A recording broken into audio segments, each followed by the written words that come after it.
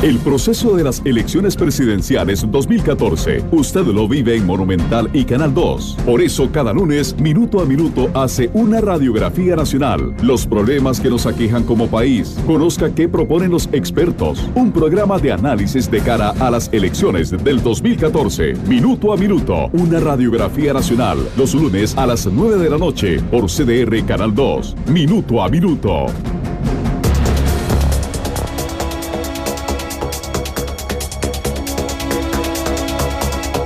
A 2:30 de la tarde, ¿qué tal? Muy buenas tardes, bienvenidos a Minuto, nuestro programa de análisis y entrevistas.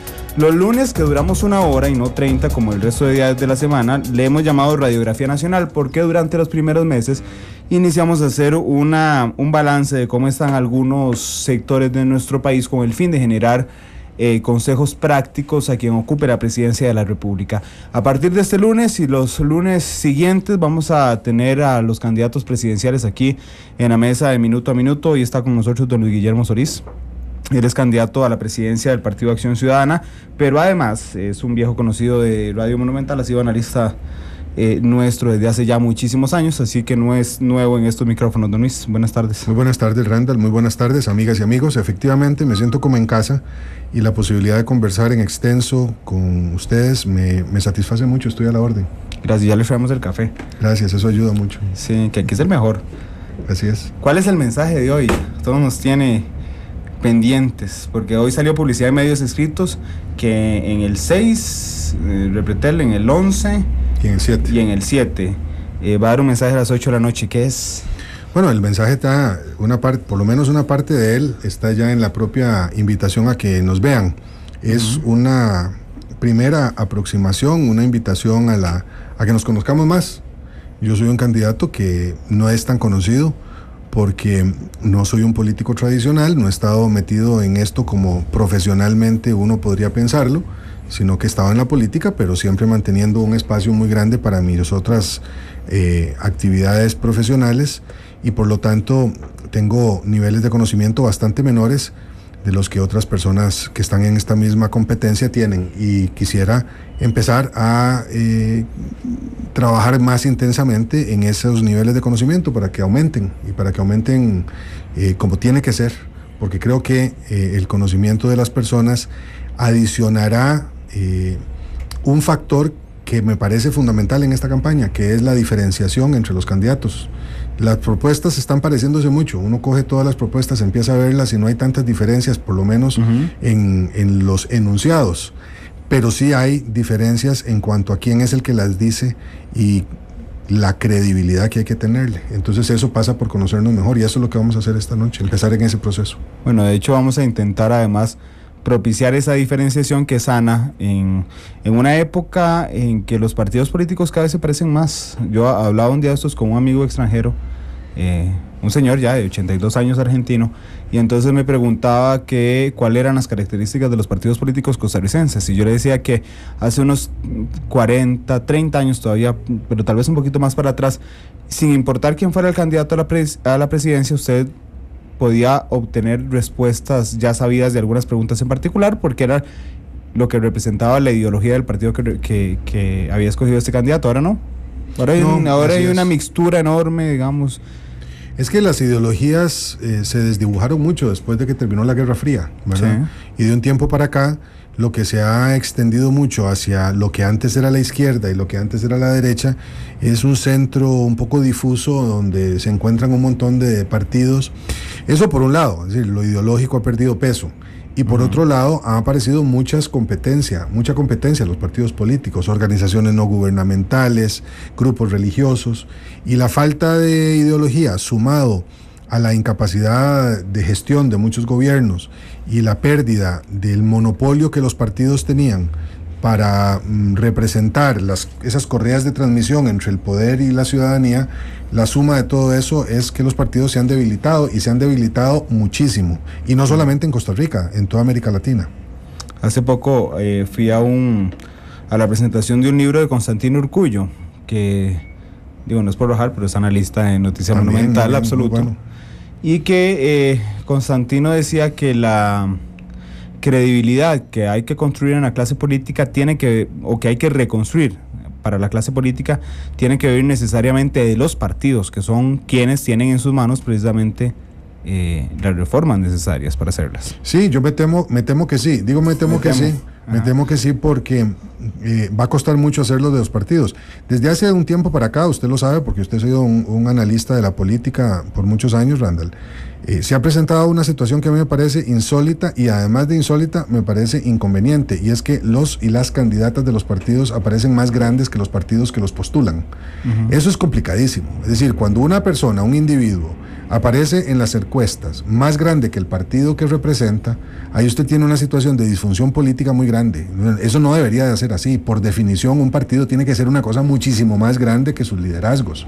Y no, sin embargo, eso no está pasando. Entonces va a costar mucho construir desde los partidos una plataforma de nuevo tipo, donde la gente se sienta cómoda, donde se sienta incorporada, identificada con ya no solamente una bandera, sino con una propuesta, que esa propuesta sea lo suficientemente diferente a otras que están en el mercado electoral, entre comillas, y pueda entonces optar con entusiasmo por esas propuestas.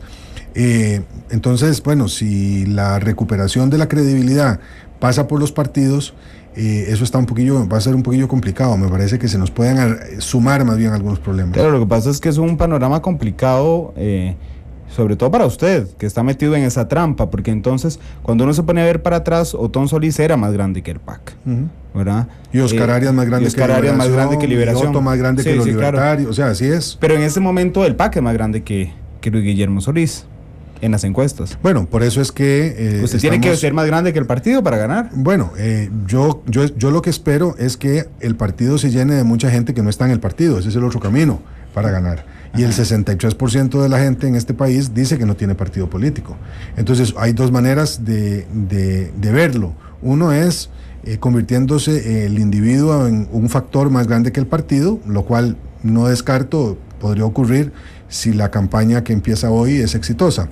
Pero la otra forma, que es la más natural y con la cual yo me sentiría más satisfecho, es que la gente que no está en los partidos mire en la candidatura de Luis Guillermo Solís una opción que les parezca interesante, que les parezca que el sumarse a una bandera y a un partido, aunque no de manera permanente, porque ese es el otro tema, los partidos han perdido lealtades. Hay alguna gente que habla del voto díscolo o el voto promiscuo, es decir, la gente que no tiene ya no se casa para siempre con un partido, sino que salta de un partido a otro, vengan a nuestras filas. Bueno, pero es que con las ideologías difusas, más bien, ¿quién los puede culpar? No es un asunto de culpa, es una realidad sociológica. Sí. Pero además la sociedad costarricense cambió mucho en los últimos 10 años y 10 años es interesante como marca porque eso nos ubica en la Costa Rica post-combo del ICE. ¿Verdad? Muchas cosas cambiaron, no solamente ya el hecho de que los partidos tradicionales fueron desbancados gracias al Partido Acción Ciudadana y a la lucha de Otón Solís, que creó el PAC y rompió con el bipartidismo, sino que también la sociedad cambió. Somos una sociedad cada vez más urbana, somos una sociedad que está envejeciendo, ya no es la sociedad joven que tuvimos antes, es una sociedad que está mucho más vinculada a los procesos globales de lo que nunca estuvo antes. Entonces el país cambió y cambió también su política, y eso, como le digo, es algo que afecta no solamente a Costa Rica, sino que tiene mucho que ver con otras realidades del mundo. Don Luis, ¿cuándo se le metió el gusanito por ser candidato? Porque usted sí ha estado en vida política, fue secretario general de Liberación, pero es diferente a ser candidato político. Y además es diferente ser un dirigente político, y lo he sido, en un partido como Liberación Nacional, del cual me fui hace ya casi 9 años, los cumpliré en enero. Yo no creo que ya haya nadie que lo vincule. No, sí, todavía alguna gente saca eso, y me parece que uno, además, si tiene la sensatez de no renegar de su pasado, sí, pues de alguna manera siempre va a estar referido a ese pasado. Sí, pero obligatoriamente todos los miembros del PAC tienen que tener pasado. Muchos, no todos. Por eso le digo, de esto no hay que hacer gran escándalo. Yo además creo que cuando estuve en Liberación Nacional traté de ser un buen liberacionista, y sigo pensando que hay mucha gente en Liberación Nacional que es gente estupenda, y siguen ahí, ya sea porque no se han dado cuenta de lo que está pasando, o porque dándose cuenta no están satisfechos con lo que ven. Pero la pura verdad es que yo nunca he renegado de ese pasado, pero la verdad es que en esto del profesionalismo político, lo que yo sí puedo asegurarle a la gente es que habiendo estado en política, yo no he estado 22 años de alcalde en un puesto público, ni he sido ministro ni diputado, ni he tenido presidencias ejecutivas desde donde haya hecho cosas que hayan quedado debiéndole a la gente. Entonces, bueno, mi pasada por la política ha sido precisamente en el marco de un trabajo partidario que en determinado momento me pareció traicionaba los ideales fundacionales de un partido como Liberación Nacional, y por eso fue que me fui. ¿Y cuándo, ahora sí, el gusanito de candidato? Perdón, porque usted hizo una aseveración ahorita en la respuesta, dijo que en Liberación Nacional había gente estupenda. ¿Hay algunos de ellos en campaña? Miren, no los veo. La dirigencia superior del partido sí no puede reclamar, ya no en lo personal, sino en lo político. O sea, yo no quisiera tampoco hacer aquí generalizaciones, porque gente buena hay en todas partes, en campaña y fuera de ella. Sí, no, buena no, pero usted dijo estupenda. Pues no, estupenda es políticamente hablando. Yo los veo, yo creo que los que son responsables, yo estaba pensando en la base social del partido, Liberación Nacional, pero fundamentalmente quienes están en la cúpula tienen responsabilidades diferentes, aún siendo estupendos. O sea, uno no puede, estando ahí, alegar desconocimiento de los fenómenos que pasan en una organización. Por eso es que yo me fui cuando me fui, ¿verdad? Habiéndolos conocido todos. Y me parece que entonces hay menos margen para quienes están en la cúpula de Liberación Nacional de disimular los problemas que ese partido tiene. Ahora, sobre el gusanillo de la política, mire, la pura verdad es que yo esto no me lo había planteado hasta hace pocos años. Yo siempre había mantenido un interés en la política en términos generales.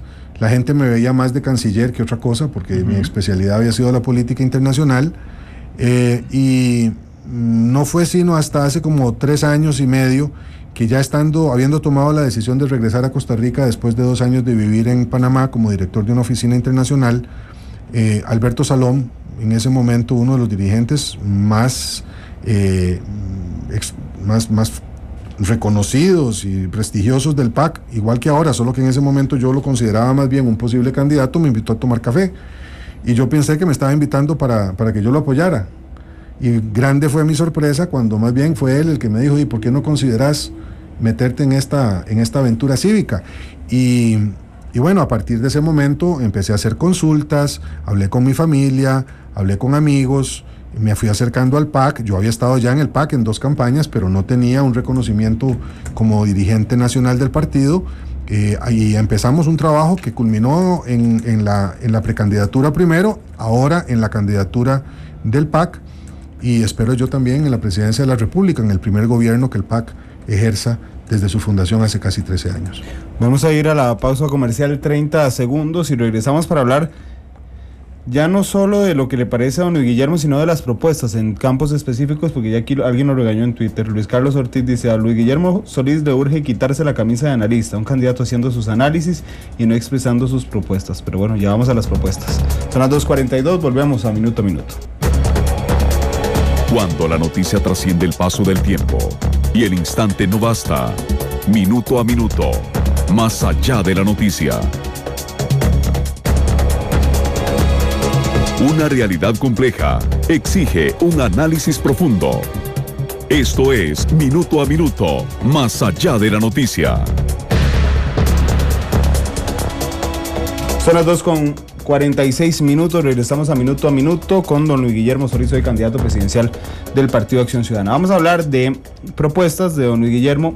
Hemos planteado y he agregado 2 en los últimos minutos por sugerencias de seguidores en redes sociales, una de Facebook y una de Twitter. Vamos a ir hablando de temas en particular para escuchar las propuestas de don Luis Guillermo y generar una tabla parecida a la que generamos en el debate, solo que en el debate de precandidatos tenían que responder sí o no cerrado. Hoy no, hoy nada más le quiero pedir a don Luis las propuestas en campos en particular.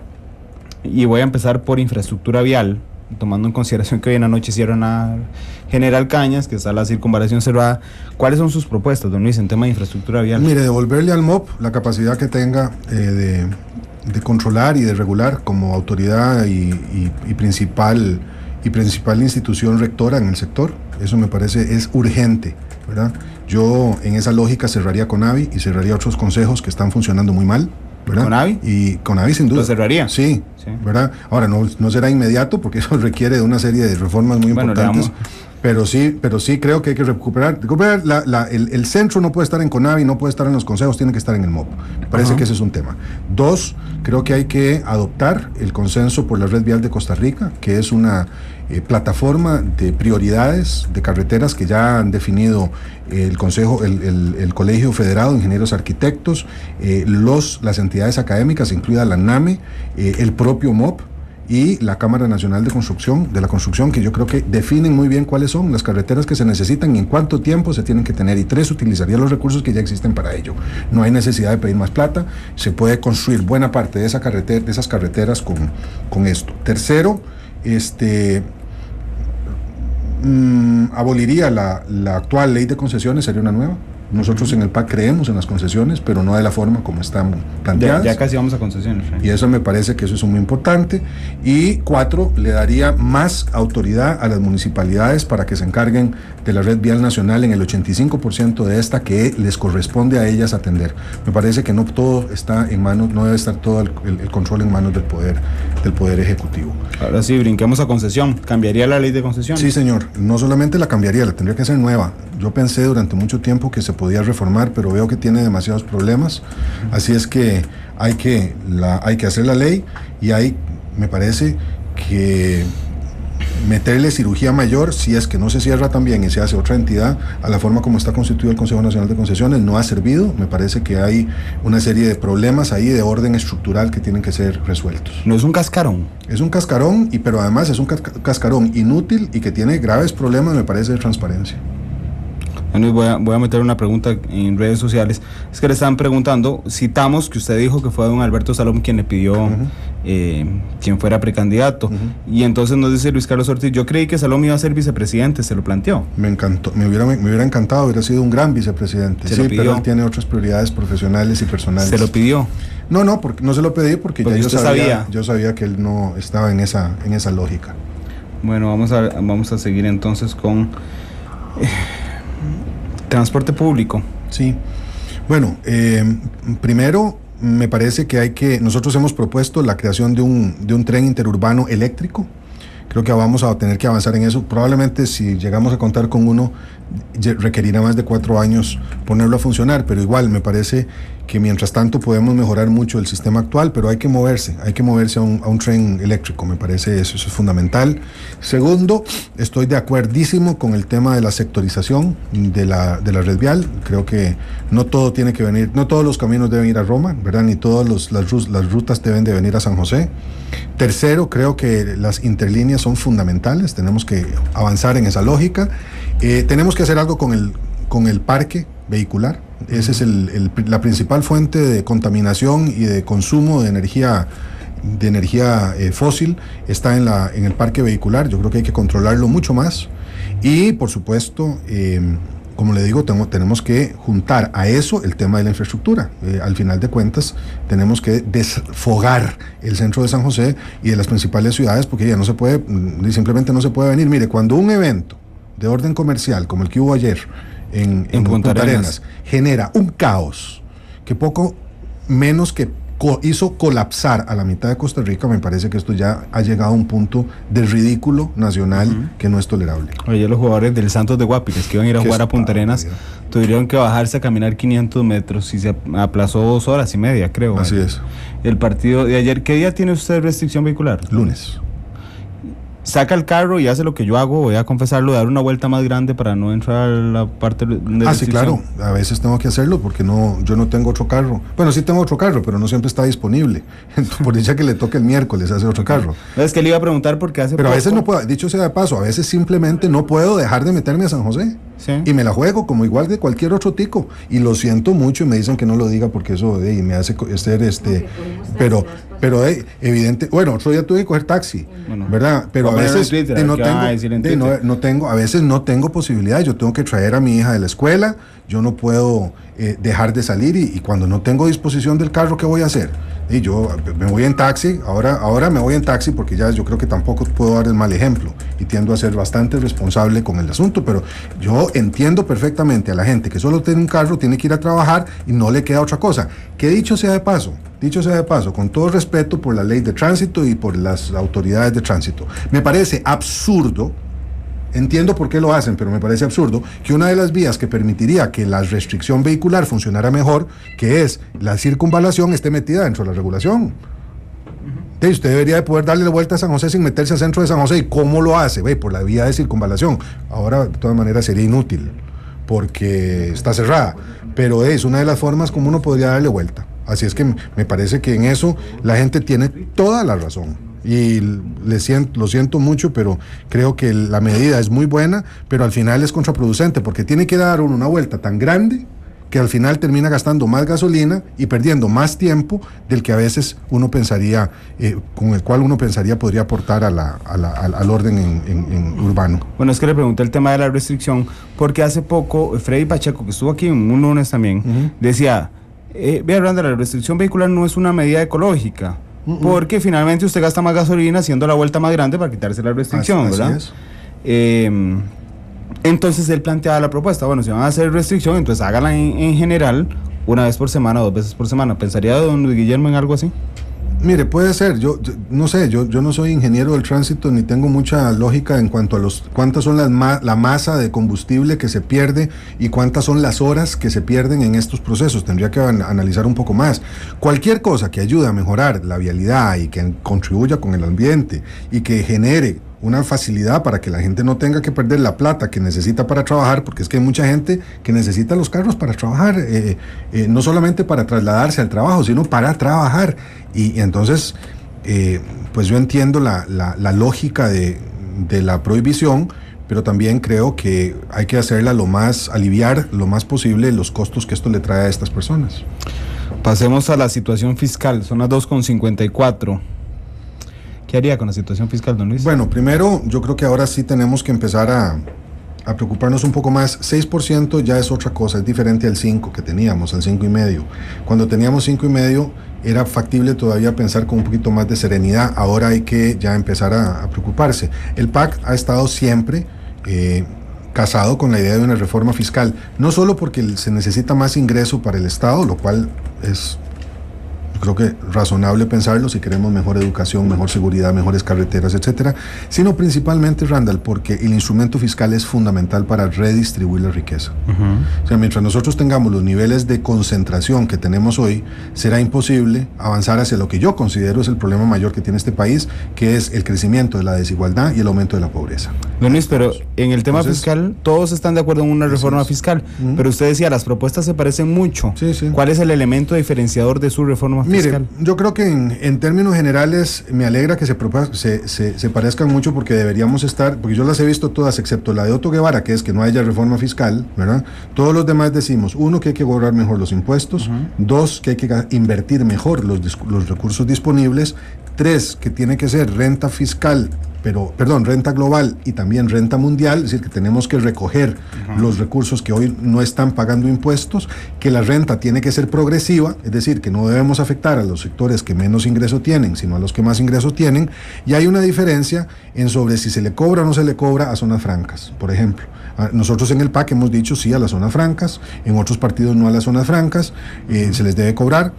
Pero en el 95% estamos de acuerdo. Entonces lo que hay que hacer es poner a todo mundo de acuerdo y avanzar en esa lógica.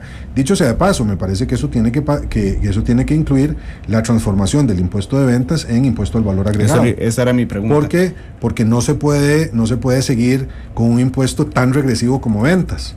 Y eso le trae problemas a algunos sectores, incluido al cual yo pertenezco, que es el de los profesionales liberales, pero la pura verdad es que así como lo tenemos, el que sale más afectado es el pobre. Bueno, eso es impopular absolutamente. Todo es impopular, impuestos sí. Pero usted acaba de decir impuesto al valor agregado, eso cuando uno lo ve en general significa más impuestos.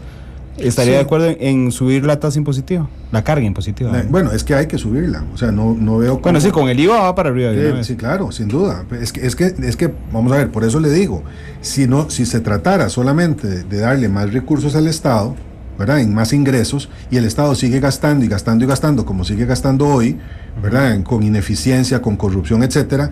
Eso es como echarle agua a un canasto. Usted le echa más agua y más agua, y el agua se le va sin que el país tenga beneficio ninguno. Yo creo que aquí de lo que se trata es de garantizar que no hay corrupción, o que la corrupción se controla mucho, que lo que ya existe se cobra. Nosotros tenemos hoy una evasión, es decir, gente que no paga impuestos en renta, que es el más progresivo de todos los impuestos, que supera el 40%, ¿verdad? Entonces es decir, no está bien eso, pero tenemos que garantizar no solamente que la plata entra al Estado en mayor cantidad para gastarla mejor, sino también que se puede utilizar para redistribuir la riqueza. Es que ese es el problema.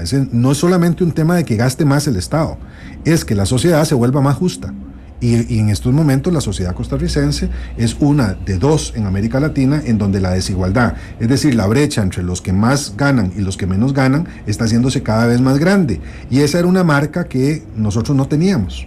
La marca nuestra era la inversa, era una de las sociedades en donde la clase media garantizaba que la cercanía entre esos dos sectores era mucho menor, ¿verdad? Hoy a la gente de menor ingreso, y el ingreso de la gente que tiene más ganancias es de casi 20 veces. Y bueno, me parece que eso es una exageración. En Finlandia, que es un país de los más equitativos del mundo, la diferencia es de 7. O sea que estamos 3 veces más desiguales que Finlandia. En el tema de los precios regulados, don Luis, porque últimamente ha habido mucha laraca con el precio, con la tarifa de la electricidad, que si bien es cierto es una de las que nos ha afectado más a todos, no solo a los empresarios. Pero cuando uno lo ve en macro, ¿verdad?, y uno ve la inflación, y entonces resulta que de un momento a otro los temas que marcan la inflación son los precios regulados, ¿verdad? Hasta uno se le antoja pensar en la perversidad del mercado de que los bienes regulados estuvieran ojalá a la libre competencia, porque resulta que lo que está en libre competencia no sube nada, ¿verdad? Y por supuesto esto es un sarcasmo sobre la perversión del mercado, pero sí. ¿Qué haría con los precios regulados? Mire, unos sí, otros no. O sea, yo creo que la regulación es probable que se tenga que mantener en algunos lugares, ¿verdad? Porque me parece que no hacerlo en un mercado tan pequeño como el nuestro puede llevar en cualquier momento a una situación muy complicada, ¿verdad? Especialmente porque hay una población muy vulnerable. Pero creo que como principio de aplicación general no corre. Pero la ARECEP, en particular la ARECEP, que a veces pareciera, no, el regulador general lo ha dicho, que digamos, ellos simplemente reciben el dato de la gente que brinda los servicios, pero en realidad no les toca ir a ver, mira, si gastaron 800 colones en café, entonces no metieron en la tarifa, eso no se nota, ¿no? Sí, no, pero además yo creo que ahí hay una cuestión que tiene que ver con las propias instituciones, tiene que haber muchísimo más responsabilidad de las instituciones y de la regulación sobre las instituciones. Me parece que hay solicitudes que no se justifican correctamente y además generan muchas dudas. Esos alzas, a veces uno dice, pero ¿de dónde sacan estos números, verdad? Entonces yo sí creo que ahí hay que tener una mayor claridad política, digamos, dónde se ponen los acentos. No veo que el principio deba ser simplemente admitido sin mucha crítica. Don Luis, derechos humanos, la unión civil homosexual.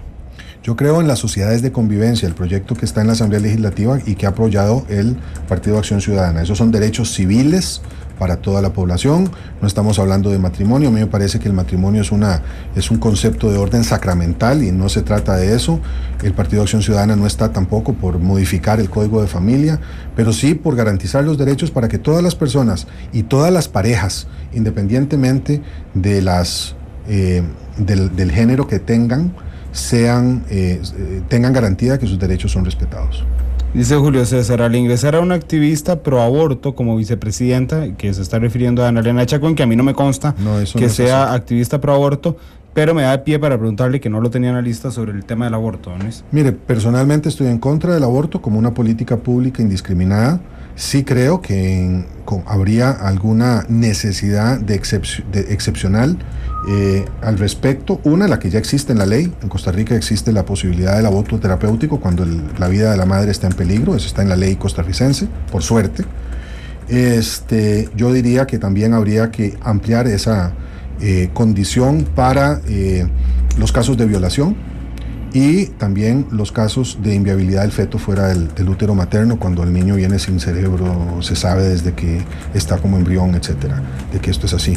Pero bueno, con respecto al aborto, estoy en contra del aborto como una política pública. Y además quiero aclararle a don Julio César que doña Ana Elena Chacón no es una activista pro aborto de ninguna manera, y creo que esa es una información que se está difundiendo equivocadamente en redes, y estamos preparando para difusión también en todos los medios, que es lo que hizo doña Ana Elena, que era regular precisamente la ley que ya existe en el país que tiene que ver con el aborto terapéutico. Yo no había visto esa referencia a doña Ana Elena en redes, pero supongo que el ataque entonces empezó después de que usted lo anunció. Sí, ya venían con alguna advertencia en ese sentido, y créame que lo he ponderado mucho, he conversado mucho también con doña Ana Elena, y su posición no es esa. Entonces simplemente lo que están haciendo es elevando el volumen con respecto a un tema en el que ella puede dar explicaciones cabales. No es de ninguna manera una activista pro aborto, y ni tampoco asumirá esa tesis durante la campaña. Y hablando de doña Ana Elena, luego para seguir, pero el tema que se ha sacado desde que usted la presentó ya, de que ella había votado por el sí al TLC, que yo le soy sincero, leyendo la pluma de algunos periodistas costarricenses muy buenos, que a quienes admiro, uno es Álvaro Murillo, el periodista del diario La Nación, dice que las vicepresidencias del PAC son de alguna forma tratar de unir a la gente, ¿verdad? Entonces, digamos, había una persona que apoyaba en 2007 el TLC y que tiene cabida hoy dentro del PAC, por ejemplo. Uh-huh. ¿En ese tema le preocupa, no le preocupa? Mire, me preocupa en el sentido de que yo respeto mucho esa lucha que se dio en Costa Rica hace 6 años. Como es público y notorio y se sabe, yo estuve con el no, me fajé a lo largo del país durante varios años llevando argumentos en contra del Tratado de Libre Comercio, como lo hicieron miles de personas en este país. La mitad de Costa Rica más o menos estaba en favor y la otra mitad estaba en contra. Y al final se resolvió por medio de un referéndum, y a mí me parece que respetando como hay que respetar aquellas sensibilidades de las cuales otra vez yo no me escapo, porque yo tengo autoridad moral para decir que di esa pelea en contra, ¿verdad? También es cierto que llega un momento en la historia de los pueblos en donde hay que darle vuelta a la página, no para olvidar la importancia de esas luchas, no para sacrificar los principios en los que creímos y muchos de nosotros seguimos creyendo, los principios de acceso, de igualdad, de la necesidad de la preservación del bien común, etcétera, pero para lograr avanzar. Sí, yo soy historiador, yo sé que la historia es muy importante para no cometer los mismos errores en el futuro de lo que cometimos en el pasado, pero nunca ha sido más grande Costa Rica, nunca, que cuando ha sido capaz de ponerse de acuerdo después de un sobresalto nacional. Y ya pasaron 6 años desde aquel sobresalto. Y me parece que es tiempo de que entendamos que para construir a la Costa Rica del futuro, saliéndonos de esta parálisis, tenemos que ya dejar de hablar del pasado, ver hacia adelante, comprender que se puede sumar desde la diversidad de opiniones, y creo que en esa lógica, tanto Ana Elena como quienes en su momento vinieron al PAC, a pesar de haber apoyado el sí, recordemos que doña Mónica Segnini en su momento también fue candidata a la vicepresidencia con don Otón Solís. Ajá. Y habían pasado solo 2 años desde las luchas del TLC, son una oportunidad para movernos hacia esa otra lógica. Otra vez, sin abandonar los principios, sin abandonar los valores, pero sí entendiendo que el futuro de Costa Rica es más grande que las posiciones individuales. Ahora, que en el PAC hay de todo, sí, tanto hay de todo que el candidato a la presidencia estuvo con el no, el candidato a la primera vicepresidencia estuvo con el no, y la candidata a la segunda vicepresidencia estuvo con el sí. Y en la base del PAC hay gente que estuvo con el sí, igual que en el 50% de Costa Rica hubo gente que estuvo con el no. Y me parece que eso es madurez y es una forma de adaptarnos a una realidad que hoy es diferente a la que teníamos hace 6 años. Bueno, vamos a hacer la segunda pausa comercial. Regresamos para hablar más sobre las propuestas de don Luis Guillermo Solís aquí en Minuto a Minuto. Cuando la noticia trasciende el paso del tiempo y el instante no basta, Minuto a Minuto, más allá de la noticia. Una realidad compleja exige un análisis profundo. Esto es Minuto a Minuto, más allá de la noticia. 3:09, regresamos a Minuto, nuestro programa de análisis y opinión aquí en Noticias, en Radio Monumental, una producción de Noticias Monumental. Seguimos con los temas. Sala Constitucional, ley de la jurisdicción. Yo cuando me ha tocado hablar con magistrados, Gilbert Armijo estuvo aquí, el presidente interino de la Sala Cuarta, hace 15 días, le decía a don Gilbert que a mí, yo lo que temo, digamos, es que se abra una caja de Pandora. Entonces, que pase como ocurrió parecido con la ley Mordaza, que cuando usted veía los artículos principales bajo el título, quedaba muy contento de lo que se había hecho, pero cuando usted empezaba a ponerle lupa, encontraba, digamos, lo que se había abierto. Eso es lo que a mí me da miedo en el tema de la ley de jurisdicción constitucional, don Luis. Bueno, es que ese es el miedo también que tiene alguna gente respecto de la constitución política, claro, ¿verdad? De la constituyente. Sí, claro, y eso yo creo que tiene razón uno de sentirlo, yo también lo siento a veces, porque podría ser el salirnos más caro el caldo que los huevos, ¿verdad? Yo siento que la objeción principal que muchos de nosotros tenemos con respecto al rol que juega la Sala Constitucional, que sin duda su existencia significó un mejoramiento respecto de otros regímenes que tuvimos anteriormente, cuando ella no existía, es que se haya convertido virtualmente en un Senado, ¿verdad? En un cuerpo legislativo que no fue creado con ese propósito. Además, no es un cuerpo legislativo, ¿verdad?, que tenga capacidad de vetar las resoluciones del Poder Legislativo. Entonces, yo creo que eso es lo que más me preocupa de la ley. Siempre es perfectible, por supuesto, pero ese fenómeno es un fenómeno necesariamente que tiene que ver con la ley misma, sino con la forma como se utiliza la Asamblea Legislativa. De hecho, a eso iba, porque eso es un tema. No es porque a veces, don Gilbert lo decía, sí. Y doña Ana Virginia lo dijo aquí hace un mes, lo ha dicho, sí, claro. Que ella dijo, sí, es que es muy fácil, digamos. De hecho, don Gilbert dijo algo muy importante y grave además. Dijo, imagínense que hay diputados que, para quedarle bien a un sector, proponen una ley eminentemente inconstitucional, porque saben que después la sala se la va a rechazar, pero quedaron bien con el sector, ¿verdad? Sí. Entonces uno dice, bueno, sí está bien, pero ¿quiénes asumen el rol de Senado? ¿Los magistrados o la clase política se la cede? Bueno, por eso es que ahí el tema es que necesitamos mejores acuerdos políticos y necesitamos un poco más. Este es otro tema que yo creo que podría aliviarse si le damos vuelta un poquitico a la página y vemos más hacia adelante que hacia atrás. Esta cosa de satanizar los acuerdos políticos, eso es fundamental en una democracia, ¿verdad? No se puede hacer de otra manera. Entonces, en buena medida, esto tiene este rol de la Sala Cuarta de un Senado tiene que ver con esa falta de acuerdo que debería dirimirse allí donde debe hacerse, que es en el seno de la Asamblea Legislativa. ¿Pero usted eliminaría la consulta legislativa? No, yo creo que debería de hacerse solo en aquellos casos en donde evidentemente hay una duda, ¿verdad? No como algo casi. Sí, pero ¿cómo lo garantiza? No, es difícil de garantizar, ¿verdad? Podría hacerse incluso y que se utilice el recurso no por la consulta, sino por la vía de un recurso, una acción de inconstitucionalidad mucho más específica. ¿Pero eliminaría la consulta? Está difícil esa pregunta, sí. Yo no sé, tengo que pensarlo más. No lo he resuelto completamente. Reglamento legislativo. Uh-huh. Reglamento legislativo, mire. Sobre el reglamento legislativo, la forma fácil de salirse de esta pregunta es decir si hay que reformarlo, porque evidentemente cualquier reglamento se puede reformar y mejorar. Claro, porque cuando usted pregunta ¿en cuáles son los y ahí cuando uno llega hasta ese punto se da cuenta que el mejor reglamento legislativo debería de ser un buen acuerdo político otra vez, ¿verdad? Que no ha habido buenos acuerdos políticos. Y yo siempre traigo a colación una experiencia que tuve cuando estaba negociándose el plan de paz de Esquipulas II. Hubo un debate sobre las armas defensivas y armas ofensivas, cuáles eran, cuál era ofensiva y cuál era defensiva. Y pasamos meses pegados en eso, que si el calibre, que si el tamaño. Al final, la pregunta se resolvía muy fácilmente. La misma arma es defensiva u ofensiva dependiendo si la tiene usted o la tengo yo. Si usted la tiene es ofensiva, si yo la tengo es defensiva.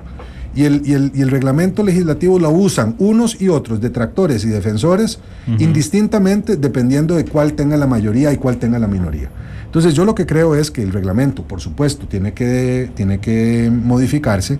Evidentemente yo creo que hay que salvaguardar el derecho de la minoría, porque en democracia, la verdadera democracia se mide cuando las minorías son respetadas, ¿verdad? Porque el papel de las mayorías evidentemente es el que tiene que prevalecer, pero hay que hacerlo con racionalidad. No puede ser que un diputado simplemente, una diputada se le ocurra utilizar el reglamento para frenar un acuerdo en donde hay una amplia mayoría, pero debe de garantizarse las condiciones para que la minoría también tenga recurso a la defensa cuando pueda arbitrariamente ser atropellada por una mayoría automática, por ejemplo. El papel de la Contraloría General. Vital. Pero también, ¿así como está? No. Pero yo creo que la Contraloría se ha convertido primero en una institución demasiado grande que no necesariamente garantiza la transparencia que su propia naturaleza debería de garantizar. Es decir, a pesar de la Contraloría, de sus regulaciones, de su inmensidad, de la amplitud de sus mandatos, pasan en el país cosas insólitas, ¿verdad? Ahí está la trocha, ahí está la platina, ahí están los escándalos financieros en el pasado. Entonces no pareciera que el tamaño y el peso actual justifiquen, digamos, la existencia habida cuenta de esas irregularidades. Y en segundo lugar, también la Contraloría, me parece, Randall, que se ha convertido en un freno para algunas instituciones, ¿verdad? Porque hace control previo, y eso también limita algunas de esas posibilidades. ¿Lo pondría a control posterior? Sí, claro. Yo preferiría que sea control posterior. No debe ser el control previo. Sí. Empleo público, pero no solo en la generación, sino en el tamaño del Estado. Bueno, del Estado no, porque serían las instituciones. La cantidad de empleados públicos que hay, ¿lo disminuiría, don Luis? Mire, en algunos casos sí. Por ejemplo, yo creo que cuando vayamos a la discusión estructural sobre la caja del Seguro Social, me parece que hay una cantidad de empleados administrativos. Claro, creciendo 6 veces, 5 años, digamos, por 6 cada día. Es que lo reveló hoy La Nación, sí. A mí me parece que ahí no hay ninguna posibilidad de decir otra cosa que sí, que claro, que por supuesto, ¿verdad? Hay entidades cuya lógica en una reforma del Estado más integral también habría que replantearse. Se ha dicho muchas veces, IFAM, por ejemplo. A mí me parece un contrasentido que exista en el Estado central un ministerio para la descentralización. Uno tiene que ver eso como una cosa un poco folclórica. Pero claramente hay un factor ahí que habrá que ver, que no se puede tampoco resolver entrándole con machete como si estuviera metiendo uno a la selva amazónica. Hay que tener cuidado, hay una serie de garantías, hay leyes que protegen, está el servicio civil. O sea, yo creo que en eso, aunque me digan que uno no puede estar invocando los derechos adquiridos y el Estado de Derecho como un argumento para impedir la racionalización, entre comillas, del Estado, yo sí creo que no se puede prescindir de ello, ¿verdad? Sí, bueno, Chile entró Sí, bueno, pero acuérdese. Chile... Digamos, hablando del caso más extremo, pensando en alguien que entró al Amazonas con machete. Sí, bueno, pero ver las consecuencias en el momento inmediato. Yo creo que... No, esa es una prueba dolorosa, digamos, de cuando se quiso reducir el Estado chileno a golpe de tambor. Mire, el PAC propuso durante muchos años lo que nosotros llamábamos el Estado necesario, que era el Estado que tenía el tamaño necesario para hacer las cosas bien y no más allá de eso. Y nosotros hablamos también en esta nueva convocatoria del Estado gestor, que es un concepto que se planteó en el segundo Congreso Ciudadano y que refleja las condiciones de la crisis del mundo después del 2008, en donde no se puede prescindir del Estado. Aquí hay mucha gente que querría, como decían los viejos liberales, coger la cola del perro y cortarla de una sola vez y se acabó el problema, como si el problema estuviera en el número de empleados públicos únicamente, y eso no es el único problema que tiene el Estado. Pero sí, cuando uno ve ejemplos como el de la caja... No, exactamente, pero tampoco puede uno decir que no existe el problema y que no se debe atender. Claro que sí, es igual que el tema de los salarios, ¿verdad? Hay tantísimos regímenes de salarios que se ha llegado a un punto en donde se vuelve irracional la administración de esa condición. Ahora, ¿significa eso que tenemos que ir a un régimen de salario único? Bueno, yo tengo mis dudas. Eso hay que verlo un poquito más despacio, ¿verdad? Bueno, nos quedan 7 minutos y 5 preguntas. Así que vamos a minuto por pregunta casi. ¿Energías limpias? Todas. Me parece que eso es importante. Este es un país ejemplar en el tema de la generación de energías limpias. El 90% y más de nuestra energía se produce todavía por vía hidroeléctrica. Eso creo que es un ejemplo mundial. Bueno, pero Hay este año cambio hemos producido climático. récord en Claro, búnker. por el cambio climático, porque los regímenes de lluvia se han cambiado, porque también conviene explorar otras posibilidades. Se habla una y otra vez sobre la posibilidad de generación geotérmica. Yo creo que eso hay que explorarlo. Lo del gas natural, todavía nosotros en el PAC no lo tenemos completamente resuelto, hay que investigarlo un poco más. Tengo mis dudas, creo que se puede producir una situación parecida a la que se produce con la prospección petrolera, pero estamos por analizarlo. Claramente no estamos a favor de producción petrolera. Corrupción, pero no es general. Quiero hacer una pregunta particular en esto. La Procuraduría de la Ética Pública, ¿verdad? Que resulta que hace investigaciones que no son vinculantes para nadie, ni siquiera para la Procuradora General, ¿verdad? Es decir, digamos, la Procuradora General puede disentir de su Procurador de la Ética Pública. ¿Qué papel le daría a un gobierno? No, eso no puede ser así. Hay que darle capacidad vinculante. Pero yo, además de eso, generaría muchas más posibilidades para que haya Contraloría Social. Es decir, para que la propia gente, en un ejercicio de participación ciudadana, tenga la posibilidad de hacer llegar sus observaciones a una figura que llamémosla delegado presidencial para más claridad, que pueda tener esa capacidad de hacer investigaciones sin límite de suma y llevar desde la propio Poder Ejecutivo una serie de tareas de supervigilancia con el apoyo de la gente. Me parece que ese funcionario podría ser alguien que no tenga sueldo, puede ser alguien ad honorem, y la figura que a mí se me viene a la cabeza siempre es la de don Roberto Mora, el cobrador más exitoso que tiene la Caja, que es un ciudadano de a pie que con una computadora desde su casa hace más trabajo que toda la burocracia de la Caja. Contratarlo. Debería de ser algo en lugar así, de los 5 esos que contrataban por día en años pasados. Así es, y que tiene una gran voluntad y una gran capacidad. No quiero enredar a don Roberto, ni tampoco desmerecer los esfuerzos que se han hecho en la Caja últimamente para mejorar el cobro de las cuotas morosas y de los patronos morosos, pero creo que hay que avanzar mucho más en eso. Pobreza.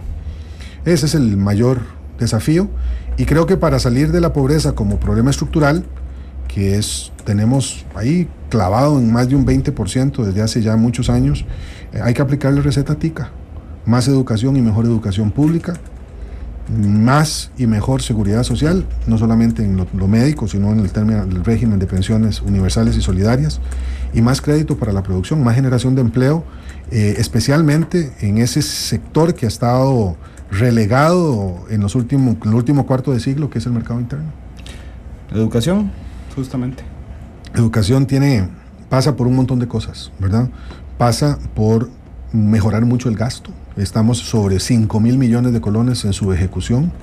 Pasa por mejorar la calidad y la capacitación de los maestros y las maestras. Pasa por mejorar y cambiar el régimen, el currículum de las escuelas. Pasa por hacer más aperturas laterales para que podamos reducir todavía más de lo que se ha hecho últimamente el tema de la deserción.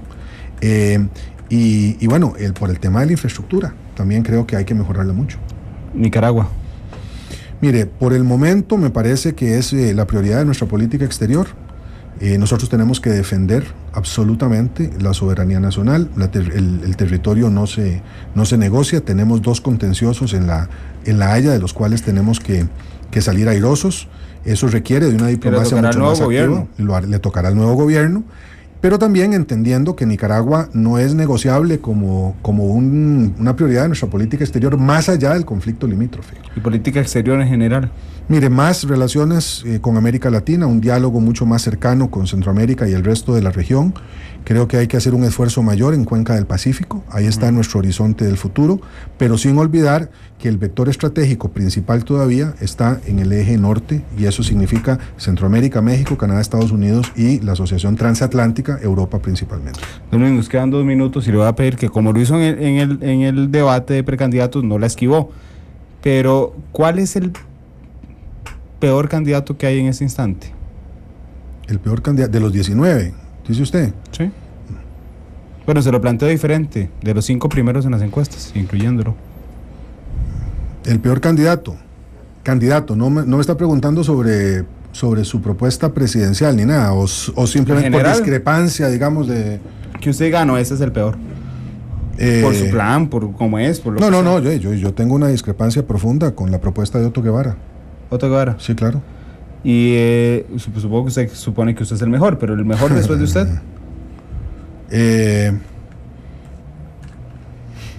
Eso es una pregunta que no puedo contestar así porque yo creo que sí, pero la vez pasada lo contestó con el que tenga más parecido, una concepción parecida del mundo. Es que, mire, en estos momentos, no, yo esa pregunta no la podría contestar, Randall, no por quitármela de encima, sino simplemente porque creo que hay en los otros candidatos, o sea, yo no podría, en estos momentos tengo una candidatura yo que representar, no puedo estar en segundo lugar pensando en quién podría sustituirme. Pero el sí es Otto. Yo sí, porque tengo una discrepancia fundamental con el modelo de Estado que él propone, sin duda.